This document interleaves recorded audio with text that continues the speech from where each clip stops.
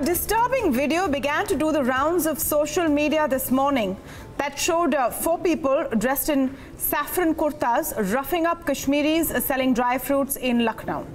In this video, a Kashmiri man is being beaten up and slapped around even as he begs for mercy. In another clip of the same incident, a bystander finally steps in and asks for the police to be called.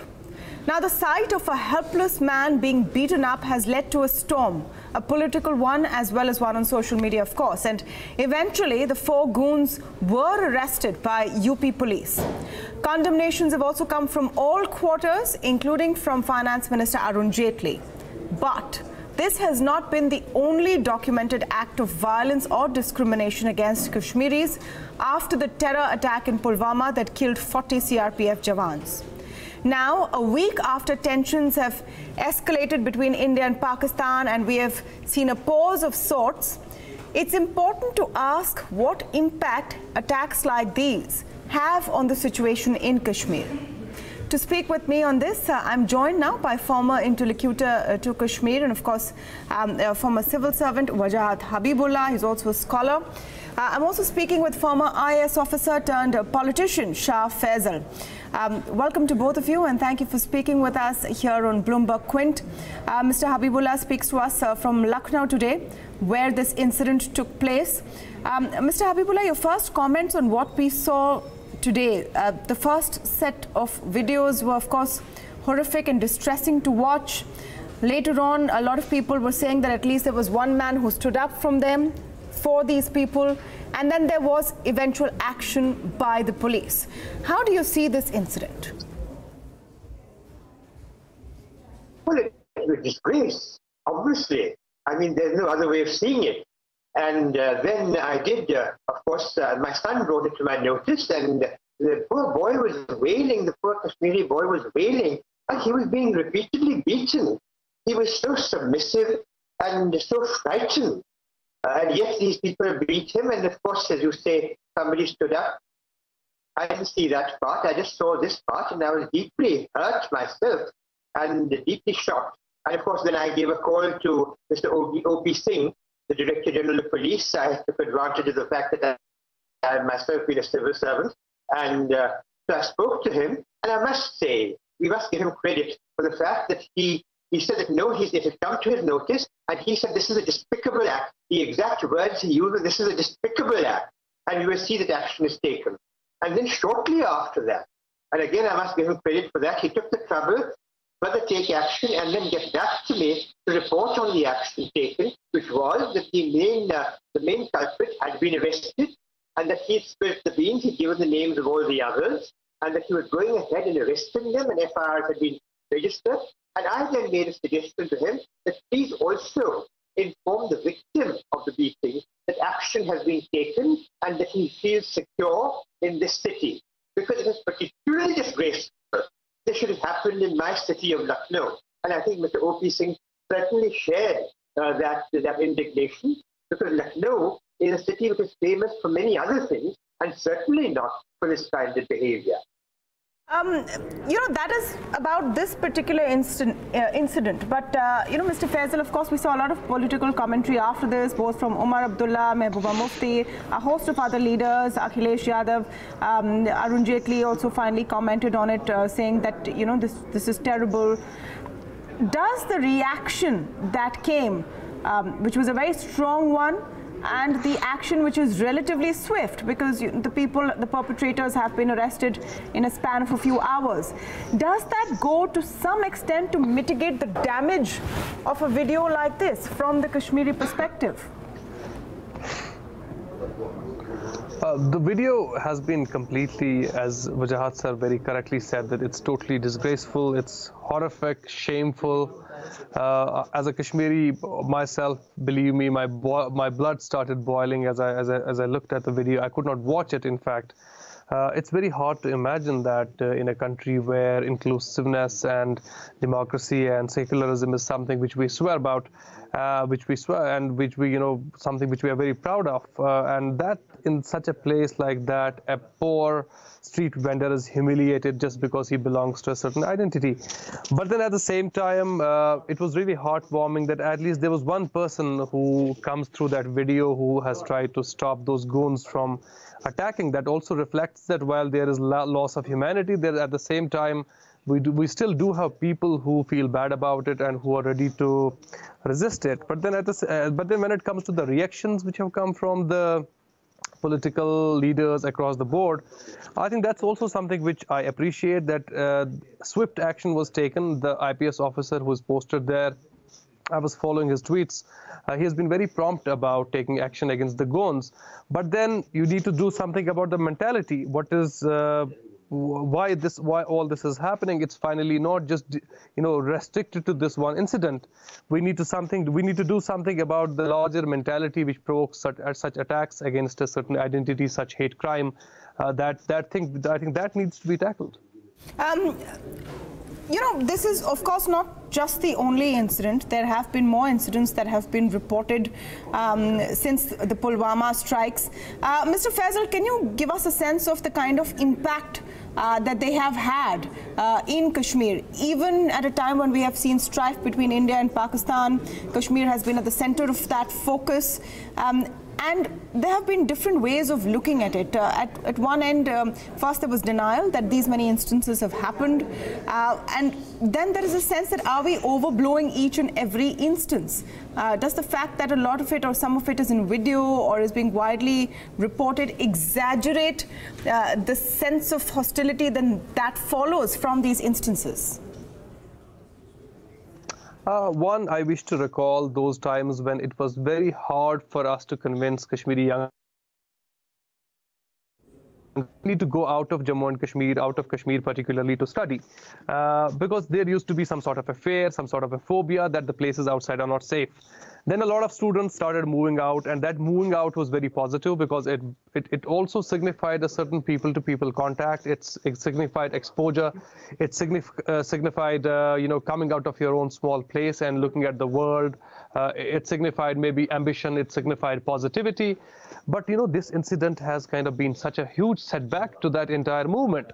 And the biggest problem is that these people used to be ambassadors of this place, ambassadors of this culture there, and then they would meet a different culture in the rest of the country, and they would come back and kind of tell those stories, and it would really help in building a narrative of peace, a narrative of positivity, a narrative of people-to-people friendliness.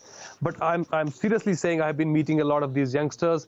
The kind of humiliation which some of these have faced outside the state, it's going to have a very, very long-term impact. I'm sure that kind of relationship which we were expecting, that relationship is really this time completely endangered. I'm not even sure that once these people, if these people do not get to stay back in the rest of the country, and if this movement, this homecoming, sort of a negative homecoming starts, it will have disastrous consequences for the security situation here, and it will breed a lot of alienation which we have not anticipated and not expected or maybe never seen before. Mr. Habibullah, we are talking about this incident where there was a logical conclusion to some extent within a few hours. At least there was action. But there have been so many instances that have been reported. We don't know about whether there have been instances that haven't been reported. What is the impact of this kind of a movement or a targeting of people from Kashmir, especially at this time?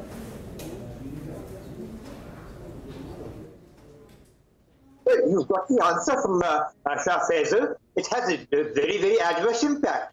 Here we are in this whole situation where this confrontation is built up with the neighboring country. Surely it is our duty, it is a duty of every patriotic Indian to come to the protection of all fellow Indians, whether they belong to Kashmir or whether they belong anywhere. We should all stand united. This, as I said to Mr. O.P. Singh when I spoke to him, that firm action must not only be taken, but must be seen to be taken. And you know that the UP police then went out of its way to actually brief the press and so on. As has been mentioned, the SP has given out this information. The point is that we also want to send a message to the people of Kashmir that this is their country. They are safe in this country, and they can be safe wherever they go. And if people like this who attacked the young man today do act, then certainly our police will take action, because these young people have the protection of the law. If that message is not going across, then we are doing a great disservice to our country. Please let me make it clear. That is not nationalism. Nationalism is to make every Indian feel like an Indian. That is what is nationalism. There are instances of straight-out assault and targeting and hitting like we've seen today, but then there are also instances of prejudice that you can't really take action against very clearly. And Mr. Faesal, I want you to come on that and what can be done and how the response has been so far. If people say we will not rent our houses to Kashmiris, what are you going to do about that? And how do you really negate that kind of a movement?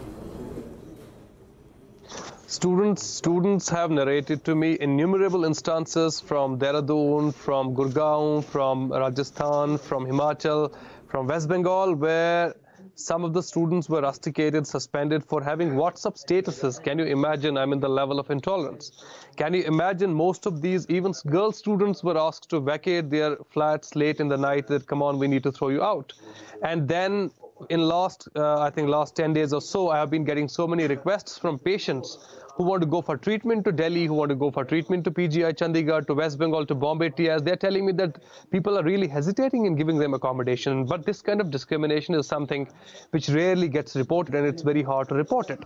But this is only possible to deal with this. I'm not sure, one, is if the media can possibly play a positive role and kind of strike against this kind of prejudice and hate feeling or hate sentiment. But at the same time, I think the major responsibility is of the government. I think the government needs to make its stand very clear that such goons, such rabble-rousing elements, such extremist elements do not have any kind of state patronage. And as Wajahat sir said very correctly, that action has to be taken and demonstrable action has to be seen to be taken. Only then I think a sense of safety will be prevailing for Kashmiri students outside the valley. You know, right after Pulwama, there were a host of people, Mr. Faesal, who stood up and said, you know, if you are in trouble, come to my house, etc. Do you think that there is enough of the other side being heard so that people from Kashmir realize that this is not the only kind of voice coming out from India? I mean, nobody denies those solidarities which have come through this turmoil, and people have been actually appreciating the kind of response people got from Khalsa Aid, people got from civil society, even based in Dehradun, and commoners came in and, you know, helped Kashmiri students in getting accommodation. People came to support, gave them money. Absolutely nobody is going to deny those kind of solidarities, but then at the same time, it's important to understand the larger kind of perception which has been created that Kashmiris are not safe outside. I think that perception is extremely dangerous, and those solidarities will have to be kind of, we need to encourage those solidarities and ensure that they grow to a level where students can go back. I'm happy that, you know, the kind of positivity which has been seen of late, students have now started going back, and it's a very, very healthy trend. Mr. Habibullah, just a final message to, you know, what we can do about a situation like this, because I think it would be also incorrect to assume that a vast majority of people have the same mindset because of a few incidents here and there. Do you think it's important that those who don't believe this is correct should stand out and speak out more? Of course they should. I mean, if I could ring up the DG on seeing this on Facebook, that is something that anyone can do, people who are resident here. I think it is important now. What has happened in the past, Shah has described very graphically, you have spoken of. Now let us put that past behind us. Let us now decide, the people of India, as Shah said, the media, let you pass on this message to the people of India, that let us stand united and give to the people of Kashmir the message that we are with them in their suffering. And if they need our help and are deserving of our help, we are there to help them. And we are with them in suffering and in pain.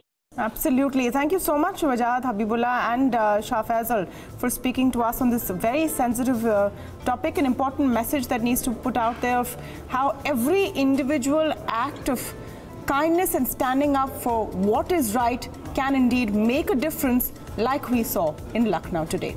Thank you so much for joining us.